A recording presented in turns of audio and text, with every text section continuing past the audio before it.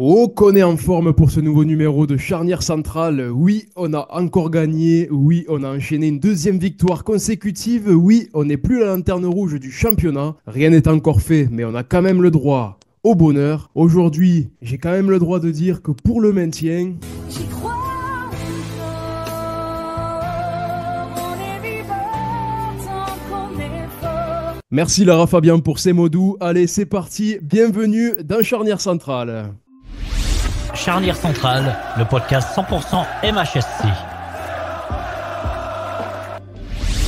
Bonsoir à toutes et à tous, bienvenue dans un tout nouveau numéro du podcast Charnière Centrale en partenariat avec MHSC On Air et BAF Média. J'espère que vous allez bien, nous sommes ravis de vous retrouver pour parler de notre club de cœur, de notre MHSC qui nous est cher. Kevin est avec moi comme chaque mardi et c'est un plaisir d'animer cette émission en sa compagnie toutes les semaines. Salut mon Kev, comment vas-tu ? Et bonsoir tout le monde, bonsoir à tous les auditeurs de MHSC On Air.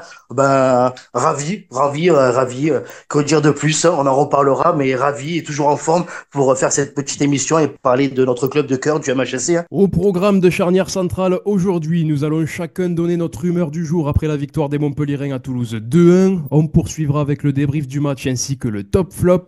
Avant de poursuivre avec le point mercato et la question du jour, pour finir, on fera l'avant-match de la réception de Lens au stade de la Mosson ce vendredi soir lors de la 20e journée de Ligue 1 et nous terminerons par les résultats en bref de nos équipes du MHSC. Allez Kevin, c'est reparti pour ce deuxième numéro de Charnière Centrale. On débute avec l'humeur du jour, jingle.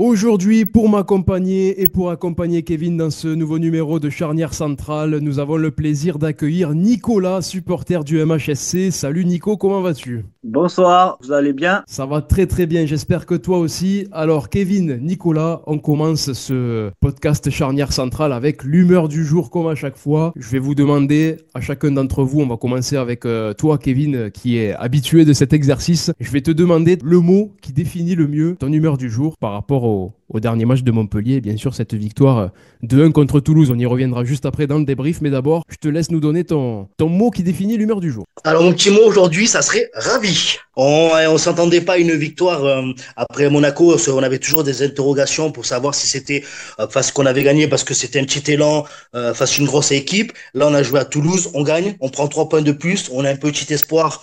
On peut dire encore, même si ça va être long pour le maintien, mais ravi. Même si la prestation n'a pas été au top, mais ravi de ces 3 points, ça fait plaisir. Surtout à l'extérieur, une grande première cette saison. Donc voilà, c'est cool. Nicolas, le mot qui définit le mieux ton humeur du jour. Ambition. C'était dur de gagner à Toulouse parce que Toulouse, ils sont sur un bon élan.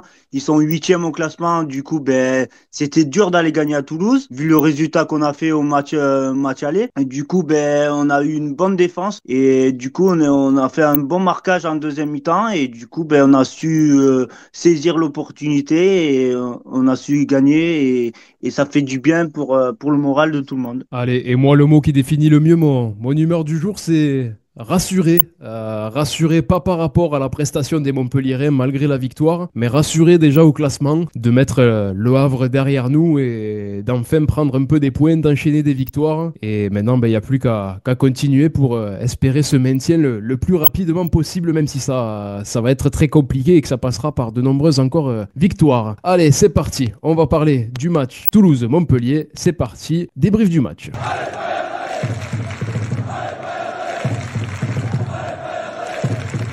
Le MHSC s'est imposé dimanche après-midi à Toulouse 2-1. Malgré l'ouverture du score des Toulousains, le MHSC a su renverser la tendance par l'intermédiaire dans un premier temps de Modibo Sagnan, puis de Othman Mahama en fin de match. Montpellier cède sa place de lanterne rouge au Havre et revient à 2 points de Rennes et Nantes et à 3 points de Saint-Etienne. Cette victoire fait beaucoup de bien au moral, elle fait beaucoup de bien dans les têtes, mais la mission commando en route vers le maintien est encore loin d'être terminée. Nicolas, on va commencer avec toi. Qu'est-ce que tu as pensé de cette prestation des Montpellierins au Stadium de Toulouse ?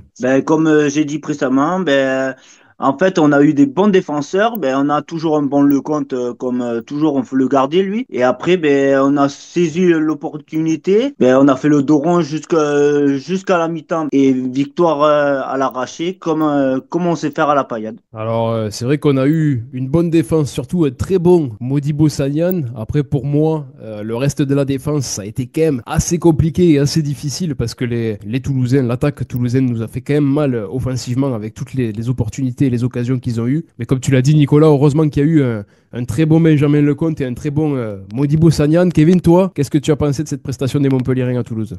Ouf, ce que je peux dire ouf, parce que ça a été très compliqué quand même, hein.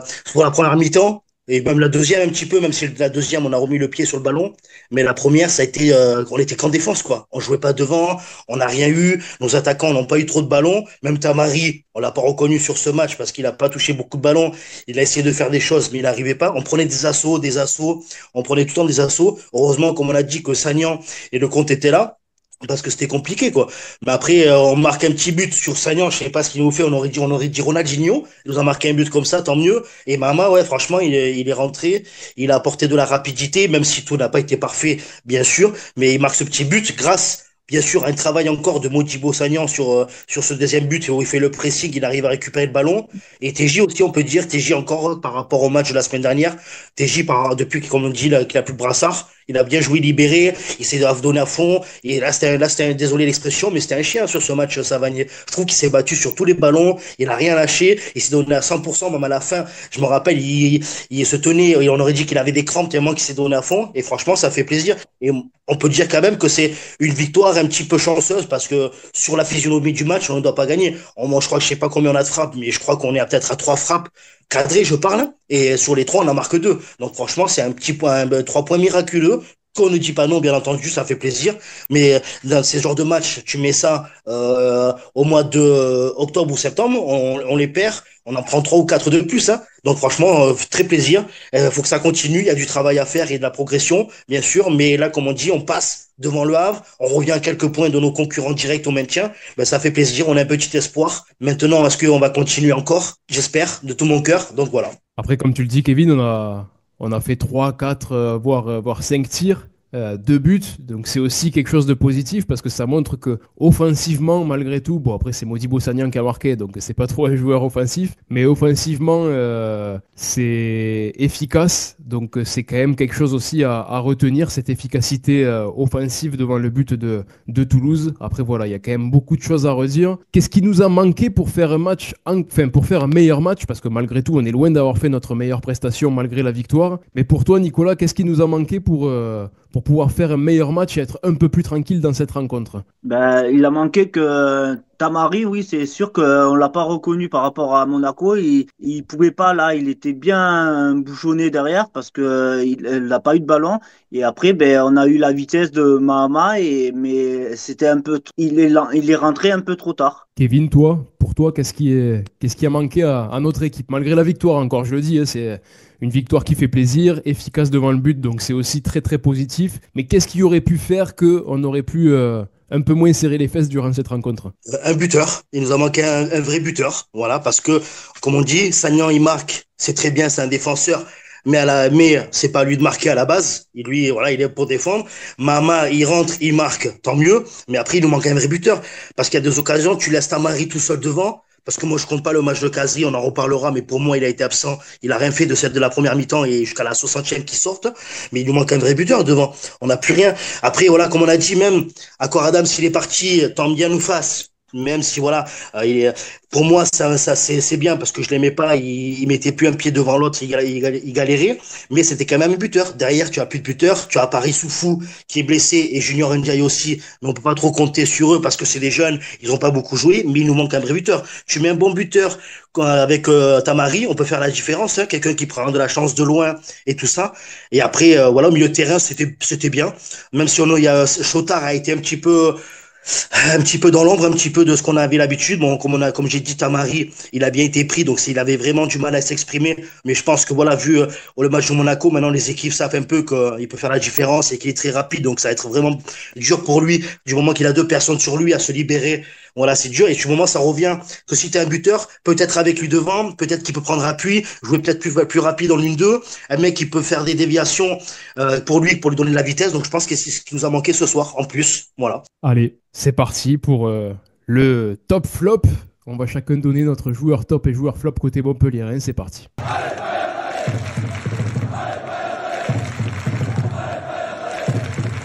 Allez, on va commencer avec toi, Kevin. Tu vas continuer. Je te laisse nous donner ton joueur top, ton joueur flop et nous expliquer un peu pourquoi tu les places dans cette position-là. Ben, mon joueur top, c'est Modibo Sagnan, bien entendu. Cette fois-ci, voilà. Parce il permet l'égalisation. Il fait un pressing, c'est grâce à lui qu'on marque le deuxième. Et hormis ces deux actions, et sur tous les ballons, il a été irréprochable. Il s'est donné avec le cœur, il s'est battu sur tous les ballons. Il a bien défendu. Heureusement qu'on l'avait. On l'avait. Franchement, sur ce match, rien à dire. Très bonne prestation de sa part. Et ton joueur flop? Et ben, comme j'ai dit tout à l'heure, c'est Kazri. Kazri n'a rien apporté pendant les 60 premières minutes. Il a d'habitude, on dit, il tente un peu, il se bat sur tous les ballons. Là, il a rien fait. Franchement, là, il a été invisible. Quand il était sur le terrain, il court à moitié. Il a pas faire des appels dans le vide. Il a eu quelques ballons à jouer, mais qu'il a perdu. Donc, est-ce que après, ça n'a pas été, mais par rapport aussi à la tactique et au pressing des Toulousains qui ont fait que, comme sur un peu Tamari. Mais voilà, sur ce match-là, il a été invisible pour moi. Et donc, pour moi, c'est mon flop de ce soir. Je suis assez d'accord avec toi sur Wabi Kazri. Moi, dans mon flop, je mettrais Wabi. Voilà, pour moi, c'est vrai qu'il a même encore moins apporté que contre Monaco. Déjà que contre Monaco, ça avait été assez faiblard et je l'avais mis aussi en flop. Et mon top, j'ai envie de mettre Othman Mahama pour son entrée en jeu et son but quand même, parce que c'est mérité pour lui. C'est un jeune qui a de la niaque, de l'envie, de beaucoup de motivation. On le voit sur le terrain dès qu'il rentre. Et ça fait plaisir à voir d'avoir un jeune comme ça du centre de formation qui se démène pour l'équipe. Donc ça fait vraiment plaisir. C'est pour ça que je le mets dans mon top. Nicolas, ton top, ton flop, je te laisse. Mon top, ça serait Omer Hadjic, parce que ben, sans lui, en fait, ben, et on prendrait l'eau en défense parce qu'il récupère beaucoup de ballons, il a la bonne vista, il délecte de bons ballons. Et un bon travail de l'ombre aussi, Béchir Omeragi. Ouais, il voit bien le jeu, en fait. Et ton flop? Mon flop, ça serait Thiato. Je trouve qu'il est un peu lent. Il se fait beaucoup dépasser par les joueurs techniques et tout. Du coup, ben, il faudrait qu'il prenne un peu plus de recul pour avoir plus de ballons parce qu'il se fait beaucoup dépasser, je trouve. Ouais, surtout là, avec les accélérations des ailiers toulousains, il y a eu beaucoup d'accélérations, que ce soit sur le côté gauche ou sur le côté droit aussi, du côté de Théo Saint-Luce, parce que malheureusement, Issa Gassila s'est blessé dès le début du match. Donc ça a été un match aussi compliqué pour nos latéraux.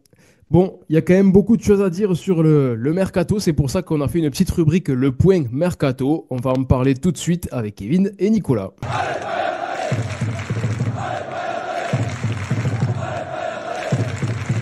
À quelques jours de la fin de ce mercato hivernal, les rumeurs sont nombreuses à Montpellier. Du côté des départs, Accor Adams a quitté la paillade pour rejoindre le FC Séville jusqu'en 2029. Le montant de la transaction est d'environ 5,5 millions comme annoncé par le célèbre journaliste Fabrizio Romano. Arnaud Nordin, lui, serait courtisé par le club allemand du Borussia Mönchengladbach. Compliqué à dire.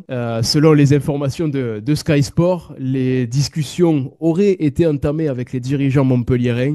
Mais voilà, pour l'instant, ce n'est pas aller plus loin, donc à voir ce que ça donnera. Et quant à TJ Savanier, des clubs américains, grecs et aux alentours de Dubaï auraient fait part de leur intérêt, selon plusieurs informations aussi de médias sportifs. Tout va probablement se jouer dans les dernières heures du mercato. Nicolas, Kevin, que pensez-vous de ces différentes informations? Déjà, on va commencer par le départ d'Accor Adams. Pour vous, est-ce que c'est une bonne chose? Nicolas, je te laisse la parole. Je trouve oui que c'est une bonne chose parce que Accor Adams, en fait, il faisait pas trop le poids en défense. Il avait pas beaucoup de ballons, du coup, ben, il n'arrivait pas à tirer. Il avait fait un bon début de saison, mais après, ben, on l'a plus vu. Bah, du coup, ben, c'est une bonne chance pour lui d'aller à Séville et peut-être il va se relancer. On l'espère pour lui en tout cas. Kevin, toi, le départ d'Accor Adams, du coup, ça fait qu'on n'a plus de numéro 9 dans l'effectif. Il devrait y en avoir un qui arrive d'ici peu, on va en parler juste après. Mais pour toi, ce départ, est-ce que c'est une bonne chose, que ce soit pour le club et pour lui aussi? Oui, c'est sûr, c'est une bonne chose. Même, je dirais même inespéré. parce qu'au vu de la prestation qu'il fait depuis ces 2 dernières saisons, notamment cette saison-là, c'est quand même 13 matchs ou 14, quelque chose comme ça, avec 3 buts. Quand j'ai vu que Séville le voulait surtout, à un montant de 5,5 millions, c'est inespéré. Pour nous, le club, nous qui avons besoin d'argent, et ben pour lui qui rentrait plus dans les plans de Grasset, même s'il faisait jouer de temps en temps, mais comme dit Nicolas, il apportait plus rien. Et il se battait, mais à chaque fois il était hors jeu. Ou à chaque fois il baissait les bras, il se donnait pas à fond, il courait pas devant les ballons. Donc c'est très bien pour lui. Peut-être que voilà, à Séville, ça va lui remettre dans un bon contexte parce que voilà, Séville c'est une grande équipe de foot avec des bons joueurs à côté. Donc peut-être que ça va le relancer et le motiver à se dire tiens, ben, j'ai des mecs à côté de moi qui en veulent plus que moi, donc faut que je me batte, sinon je vais pas être sur le banc. Parce qu'on connaît la rigueur des équipes espagnoles. Et c'est pas bien aussi entre guillemets comme je disais parce qu'on a plus de neuf. Voilà. Donc mais bon après c'est très bien pour lui le club 5,5 millions. Voilà, donc franchement, qu'espérer de mieux? Personnellement, franchement, on a beau dire, il était quand même exemplaire sur et en dehors du terrain, malgré ses prestations assez compliquées. Donc, on lui souhaite le meilleur au FC Séville, et c'est quand même le FC Séville. Hein. Il n'est pas parti non plus À Châteauroux. dans un club, voilà, à Châteauroux. donc, on lui souhaite que du bonheur et que des bonnes choses avec le FC Séville. Kevin, on parle aussi d'une rumeur d'Arnaud Nordin, peut-être du côté de l'Allemagne. Est-ce que pour toi, ce serait une bonne chose? Alors, on sait qu'il lui reste que 6 mois de contrat. S'il part cet été, s'il part en juin prochain, bah, il partira pour 0. Après, là, s'il vient à partir en Allemagne, je pense que ce ne sera pas non plus pour un gros paquet d'argent. Donc, est-ce que c'est une bonne chose de le voir partir aussi alors qu'on est en pleine course au maintien? Oui, c'est quand même bien, comme pour ce que tu as dit, t'en reviens. J'ai vu que le Borussia Mönchengladbach, ils en proposaient 3 millions. Tu peux juste redire le nom du club, s'il te plaît? Le Borussia Mönchengladbach. Allez, vas-y, je te laisse continuer. Ah ouais, bah ouais, ça commence comme ça. Non, mais voilà, non, mais franchement, ça serait bien. Je préfère le vendre 3 millions ou même 2 millions ou 2,5 millions, je sais pas combien ça va faire au bout du compte s'il signe, mais qu'attendre 6 mois et partir gratuitement. Vaut mieux prendre de l'argent qu'on en a besoin actuellement et que ne pas prendre d'argent dans 6 mois. C'est sûr, c'est embêtant pour nous parce que c'est un très bon joueur, il s'est toujours donné à fond. Il est pareil, comme on disait, par rapport à Accor, il a jamais rien dit, il a jamais baissé les bras et c'est à chaque fois qu'il jouait ou qu'il faisait des entrées, il s'est toujours donné à fond. Donc en plus, je pense que le Borussia Mönchengladbach, je pense que ça vient bien pour lui. En plus, on sait que Montpellier et le Borussia, ils sont pas mal parce qu'ils ont vendu, je sais, il y a pas longtemps, enfin il y a pas longtemps, quelques années maintenant, Jonas Omlin et tout. Donc peut-être qu'on a des affinités avec ce club, mais du coup, je pense que pour lui, c'est bien. Pour nous, bien aussi par rapport à récupérer de l'argent et peut-être avoir une baisse de la masse salariale qu'on a besoin au club. Mais c'est vrai que c'est un peu embêtant parce que du coup, il nous manque encore un petit quelqu'un sur le côté droit, même si voilà, Mahama est revenu de blessure, il peut jouer à droite, ou Tamari peut prendre sa place et tout. Il y a Koulibaly là qui est rentré dimanche soir. Donc du coup, je pense qu'il peut jouer dans les deux postes. Donc je pense que c'est bien pour les deux parties si ça se fait, ça peut être très bien. Avant de poursuivre, juste Kevin, pour mon plus grand plaisir, tu peux juste redire le nom du club, s'il te plaît? Bien sûr, le Borussia Mönchengladbach. Il parle bien, hein. Bravo, Kevin. Et il y a aussi la rumeur TJ Savanier. Bon, après moi, toutes les rumeurs autour de TJ Savanier, j'ai quand même un peu de mal à y croire, malgré que ce soit le plus gros salaire du club, qu'on ait besoin d'argent et tout ça. Et pour moi, ça serait quand même un crève-cœur et ça serait peut-être pas très positif dans la course au maintien de perdre TJ Savanier, surtout quand on voit les prestations qu'il fait sur ces 2-3 derniers matchs. Nicolas, pour toi, la perte de TJ Savanier, ce serait quand même pas une bonne chose? Bah, pour ce qu'on est là, pour se maintenir, non, déjà, c'est un bon homme de vestiaire et on a besoin de lui. Aussi, en meneur de jeu, je verrai pas mettre un Kazri ou un Koulibaly. Savanier, il sait mettre les choses en avant. Depuis qu'il a plus le brassard, de toute façon, Savanier, il est libéré. Du coup, il joue mieux. Il joue mieux qu'en début de saison. En début de saison, il ratait toutes ses passes. Là, ça commence à aller mieux. Du coup, on a besoin d'un homme comme ça pour se maintenir. Kevin, toi, ça te ferait mal au cœur aussi de voir partir TJ cet hiver. Alors s'il part l'été prochain pour le prochain mercato, bah écoute, voilà, même nous peut-être qu'on passera à autre chose aussi parce qu'on aura une nouvelle ère à créer, qu'on soit en Ligue 1 ou en Ligue 2. Mais là, le voir partir cet hiver dans la situation dans laquelle on est, ça serait quand même triste. Ah oui, c'est sûr, hein, là, pour l'opération maintien, ça serait compliqué, surtout depuis qu'il a plus le brassard, comme on dit, disait la Reine des Neiges, il est libéré, délivré. Donc, du coup, il joue mieux. Il se bat sur tous les ballons. Ça serait vraiment une grande perte. Après, pour lui, ça serait bien aussi parce que voilà, il a connu beaucoup les clubs du Sud avec Arles Avignon, avec Nîmes et Montpellier. Donc, pour lui, pourquoi pas tenter une expérience à l'étranger, surtout avec l'âge qu'il a maintenant et tout. Et donc, plus ça va aller, plus il va aller sur le déclin, bien sûr, avec en prenant de l'âge. Mais plutôt, voilà, cet été, comme on dit, s'il part cet été, bon, ça sera embêtant pour nous, mais ça sera bien pour lui aussi. On refera avec, peut-être qu'on aura des moyens financiers pour recruter à sa place. Donc du coup, mais là, à l'heure actuelle, on ne peut pas permettre de perdre un joueur comme ça. Surtout que peut-être qu'on en reviendra, mais que je vois que Joris Sotard est sur les tablettes d'autres clubs aussi. Donc si là, tu commences à perdre les deux au milieu de terrain, tu vas te retrouver qu'avec Fayad et peut-être Kazri qui peut redescendre ou Béchir qui peut monter. Ça va être très compliqué. Surtout vu des prestations que fait TG en ce moment. Alors Kevin, il y a une phrase que je retiens de ta déclaration, c'est comme dit la Reine des Neiges, libéré, délivré, pas mal. Côté arrivé, pour l'instant, les rumeurs et les informations sont assez calmes. Le nom le plus cité est celui d'Andy Delors. C'est d'ailleurs le débat que nous allons ouvrir tout de suite dans la question du jour. Jingle. Le podcast Charnière Centrale, ça continue.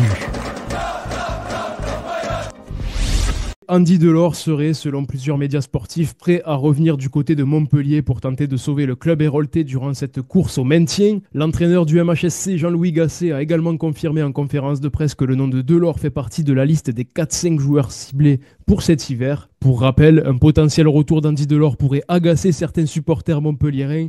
Les conditions de son transfert de Montpellier à Nice en 2021 avaient entraîné des tensions entre l'attaquant algérien et les passionnés du MHSC, mais dans une mission maintien ô combien importante, il faudrait peut-être laisser de côté les échauffourées et croire à un retour en force de celui qui a marqué les esprits durant son précédent passage du côté de Montpellier. La question du jour, pour ou contre le retour d'Andy Delors à Montpellier? Je vais commencer avec toi Nicolas, qu'est-ce que tu en dis? Moi, pour déjà, ça serait un serial buteur parce qu'on attend ça depuis un moment, mais on n'en a pas.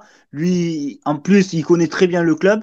Et du coup, en plus, si on garde TJ Savanier pour nous maintenir, la paire là, ça va être refaite parce que en 2021, quand il y avait Savanier et Delors, ça marchait du feu de Dieu. Du coup, pour le maintien, ça serait plutôt pas mal. Kevin, un retour d'Andy Delors, qu'en dirais-tu?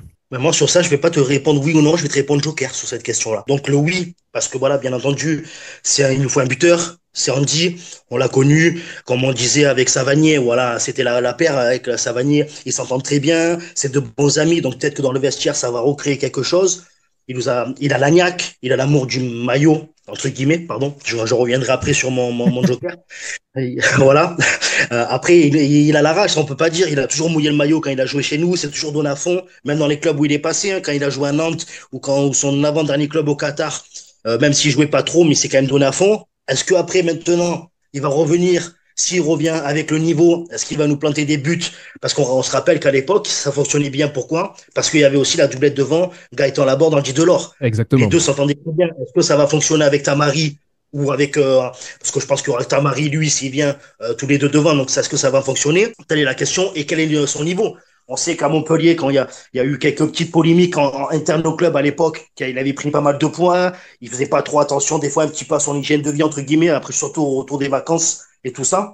Donc voilà, on verra bien, mais je pense que pour l'opération maintien, je pense que c'est très bien. C'est quelqu'un qui connaît le club, qui connaît la ville, qui sait mouiller le maillot, pardon, excusez-moi. Et non, parce que du coup, moi, dans ma tête, j'ai toujours la petite anecdote quand il est parti, de ce qu'il nous a fait, comment il est parti un petit peu comme un voleur et ce qu'il a pu dire. Donc pour moi, ça, je n'enlèverai jamais, parce qu'en tant que vrai Montpellierin, quand tu fais des déclarations, tu dis, moi, ville, Montpellier, c'est mon club de cœur, et que tu étais le capitaine et que 2 semaines après, tu t'en vas, même si on sait que dans le foot, peut aller très vite au niveau argent et tout ça, mais même moi, personnellement, ça m'avait fait du mal. Voilà, j'étais vraiment content.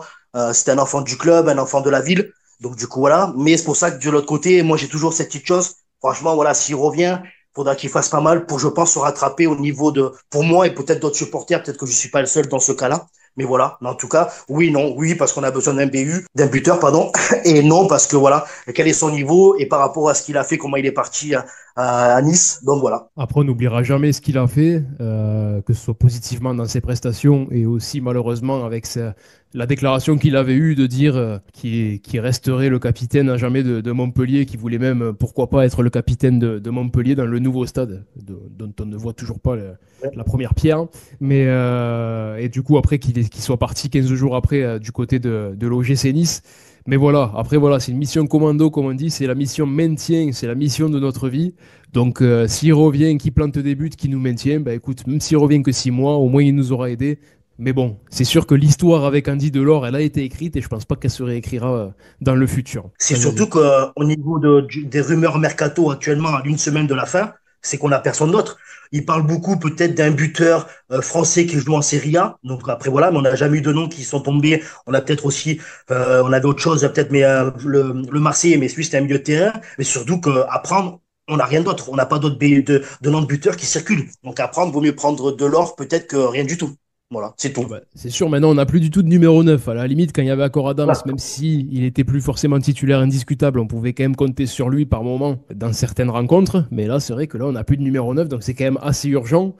Et on est en fin de mois de janvier, le mercato se termine dans quelques jours, donc il va falloir, c'est vrai qu'il va falloir booster tout ça. Après, peut-être à voir, ça dépend aussi peut-être déjà du départ d'Accor Adams et puis ensuite aussi de d'autres départs, comme on parlait aussi d'Arnaud Nordin.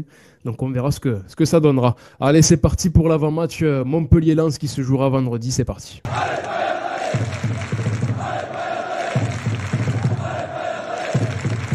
Vendredi soir à 20h45, le MHSC recevra le RC Lens à la Mosson dans le cadre de la 20e journée de Ligue 1. Le RC Lens reste sur une victoire face à Angers et se classe 7e du championnat. On va commencer avec toi, Nicolas. Comment tu vois ce match face au Racing Club de Lens? Je vois ce match, ben, déjà, on va faire un dos rond, mais on va attendre le dernier quart d'heure pour.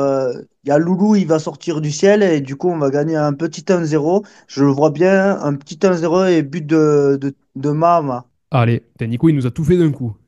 Son avis sur l'avant-match et le pronostic. Kevin, comment tu vois cette rencontre des Montpellierens face au RC Lens? On joue quand même l'équipe qui est 7e de Ligue 1. Ça va être compliqué, mais bon, on vient de gagner Monaco, on vient de gagner Toulouse. Pourquoi pas enchaîner? Ouais, ça va être un match très compliqué. Après, bon voilà, c'est vrai qu'en ce moment, Lens, ils ont gagné 1-0, mais quand même, ils ont perdu quelques bons joueurs. Là, ils ont perdu aussi leur gardien. Donc du coup, ben, on va voir ce que ça va donner. Après, pour rappel, la tribune Etanto sera à fermeture à huis clos, donc il y aura pas les supporters. Malheureusement, enfin, il y aura, bien sûr, là, il y aura pas les ultras avec nous, il y aura les supporters, mais pas les ultras. Donc, est-ce que ça va être peut-être un manque de soutien, peut-être, pour pousser l'équipe à gagner? Parce que voilà, Lens, même si ils sont en dents de scie en ce moment, c'est quand même une équipe 7e. Ils ont un Will Steele qui est un très bon entraîneur, qui a fait des bonnes choses avec Reims, et maintenant, avec Lens, il fait des bonnes choses. Donc, Lens, c'est Lens. Voilà, on les connaît, ça joue bien au ballon. Donc, je pense que ça va être un match très serré. Mais bon, si on joue avec la même niaque et la même hargne qu'on a mis contre Monaco à domicile, je pense que ça peut le faire. Et ton petit pronostic, Kevin? Alors, la semaine dernière, j'ai dit le cœur parlait, j'avais dit match nul, moi sinon j'avais dit victoire 2-1. Mais allez, là, je pense qu'une victoire 1-0. Allez, je sens bien notre lancer avec un petit 1-0 et avec un petit but de l'or. Allez, voilà. Imaginez, il revient, premier match, et vendredi, il marque. Ça serait pas beau, quand même? Ça serait, ça pourrait être positif, ça pourrait être beau, ça pourrait être beau. On penserait fort à toi si Delors marque. Déjà s'il remet le maillot de Montpellier, et ensuite Et s'il ça, marque. je vais jouer au loto le vendredi soir, je vous le dis. D'ailleurs, en parlant des pronostics, félicitations à Yannick, notre chroniqueur de la semaine passée, qui avait pronostiqué 2-1. Après, il avait donné un but de Moussa Tamari et Otman Mahama. Donc, félicitations Yaya, on pense fort à toi, on t'embrasse. Et j'avais donné aussi buteur Otman Mahama, mais moi j'avais pronostiqué un petit 2-0. Je voulais pas prendre de but. Et du coup, pour Montpellier-Lens, moi je dirais, allez, pareil, hein, 2-1. On va rester sur un 2-1, avec peut-être une ouverture du score de Lens, et après 2 buts Montpellier-Rennes derrière. Avec qui c'est qui pourrait marquer des buts? Allez, un petit Joris Chotard et TJ Savanier peut-être sur penalty pour le récompenser de ses derniers matchs très positifs qu'il fait avec le MHSC. D'ailleurs, Kevin, là tu parlais des ultras qui seraient pas présents face au RC Lens. Est-ce que tu peux rappeler un peu pourquoi ils seront pas présents face à Lens? Parce qu'il me semble que c'est une décision un peu bizarre. Ah bah oui, Kevin. j'ai jamais vu ça en tribune. Moi qui suis allé tantôt, qui ai vu pas mal de fermetures de tribunes et tout ça, mais là c'est par rapport à j'ai de fumigène. Alors exactement, utilisation d'engins pyrotechniques dans une enceinte de stade de foot selon la loi. Mais sauf que là le problème c'est que ça a été mis par rapport au match à Lyon. Donc c'est un match en déplacement. l'extérieur. Donc, voilà, à l'extérieur. En théorie, normalement, c'est-à-dire que tu prives les supporters d'un déplacement vu que c'est à l'extérieur. Là, ils ont fait ça à domicile. On va savoir pourquoi, je sais pas. C'est pour ça que c'est bizarre. Après, est-ce que c'est une nouvelle règle ou pas? Est-ce que ça existait déjà de base et on n'y a pas fait Non, je pense que attention? franchement, de regarder un petit peu tous les trucs, c'est la première fois que je vois qu'un match à l'extérieur prend un huis clos, mais à domicile. Normalement, Ouais, ouais. ce qui se passe à l'extérieur, tu le fais, tu as des répercussions sur les autres matchs à l'extérieur. Après, c'est pas une excuse, parce que bon, j'en vois certains qui disent rien nanani nanana, mais malgré tout, ça tombe très mal pour nous, parce que là, tu vois, on enchaîne deux victoires consécutives. Là, on va jouer à la maison, ça aurait été bien d'avoir. Ils nous auraient descendu la sono comme qu'à Monaco, contre Monaco. Peut-être que ça aurait pu faire la différence. C'est ça. Ça Bah, peut peut-être faire la qu'après, ils vont différence. placer une grosse sono dans la tribune, sachant qu'il n'y aura pas de supporters. Et puis, Voilà. au bout d'un moment, on perdra 1-0, puis ils vont sortir un boum, boum, boum, boum. C'est pour revenir que les décisions prises par l'AFP, c'est quand même bête, quoi. Voilà. Je veux bien que les fumigènes, voilà, ça plaît pas à tout le monde et surtout à la LFP, mais pour quelque chose à l'extérieur, voilà, c'est surtout dans un moment comme ça, pour le maintien, tu as besoin de tes supporters à domicile, dans les bons, dans les mauvais moments. Cette année, on peut dire ce qu'il y a, mais ils sont irréprochables. On a toujours pu compter sur eux. Il n'y a jamais eu de débordement. Donc franchement, c'est bête, quoi. Voilà, dommage pour eux. Bah ouais, et puis les supporters en plus de Montpellier en ce moment appellent à l'union sacrée, enfin, depuis le début de la saison, et franchement, il n'y a pas eu de débordement, donc ça aussi c'est très positif, parce que connaissant les ultras de la butte, des fois ça peut partir très loin, on a vu ça déjà il y a quelques années, mais, euh, mais franchement, ouais, c'est dommage, parce que sur ce match-là, on aurait eu besoin de nos ultras, mais bon. Surtout que les Lensois vont se déplacer en nombre. En connaissant les Lensois, ils se dépensent pas à 1000 supporters, quoi. Ils vont vraiment être plus, quoi. Exactement, ils seront nombreux, donc peut-être que le stade sonnera plus côté Lens que côté Montpellier malheureusement, mais bon, on croit en notre équipe et pourquoi pas encore faire un résultat face au RC Lens. Allez, on va terminer ce podcast charnière centrale avec les résultats de nos équipes du MHSC et ensuite, eh ben, on va se laisser tranquillement.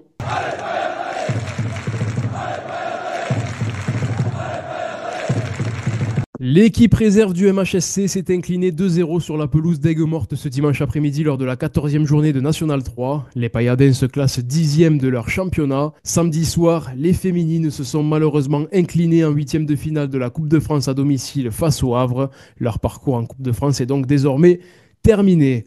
Avant de finir cette émission, je voulais également envoyer un message plein de tendresse à notre Marion Torrent, joueuse fidèle et capitaine emblématique de l'équipe féminine montpelliéraine, qui a fêté son 300e match en D1 avec le MHSC il y a quelques jours et qui attend désormais un heureux événement. Marion, nous te souhaitons que du bonheur dans cette nouvelle aventure parentale qui t'attend dans les prochains mois. Tous les supporters de la Paillade t'aiment très fort. Nicolas, merci d'avoir participé à ce podcast Charnière Centrale. Et merci à vous et vous avez réalisé mon rêve. Eh ben, je suis très heureux et j'espère pouvoir faire appel à toi pour d'autres numéros de Charnière Centrale dans les prochaines semaines et les prochains mois. Et Kevin, merci à toi d'être toujours présent, toujours vivant, toujours debout. Merci.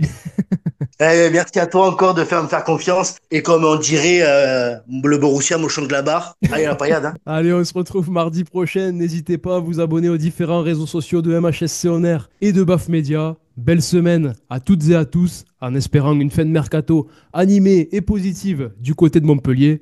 Nicolas, ravi d'avoir réalisé ton rêve. Et n'oubliez pas, allez la paillade. Ciao, ciao. Le podcast Charnière Centrale est déjà terminé, Oh non, oh non, oh non! mais il revient la semaine prochaine.